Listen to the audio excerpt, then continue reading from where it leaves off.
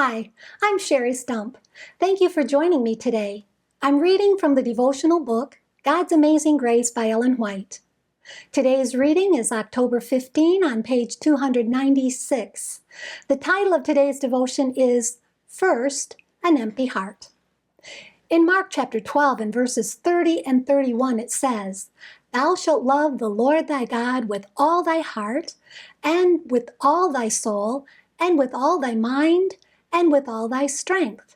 This is the first commandment, and the second is like, namely this, thou shalt love thy neighbor as thyself." On these two commandments, the whole interest and duty of moral beings hang. Those who do their duty to others as they would that others should do to them are brought into a position where God can reveal himself to them. They will be approved of him. They are made perfect in love, and their labors and prayers will not be in vain. They are continually receiving grace and truth from the fountainhead, and as freely transmitting to others the divine light and salvation they receive. Selfishness is abomination in the sight of God and holy angels.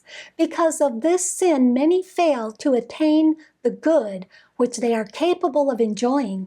They look with selfish eyes on their own things and do not love and seek the interests of others as they do their own. They reverse God's order.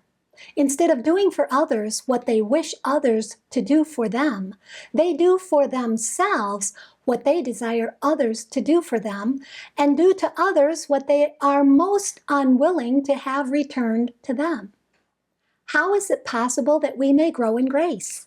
It is possible to us only as we empty our hearts of self and present them to heaven to be molded after the divine pattern. We may have a connection with the living channel of light. We may be refreshed with the heavenly dew and have the showers of heaven descend upon us. As we appropriate the blessing of God, we shall be able to receive greater measures of his grace. As we learn to endure as seeing him who is invisible, we shall become changed into the image of Christ. The grace of Christ will not make us proud, cause us to be lifted up in self, but we shall become meek and lowly in heart.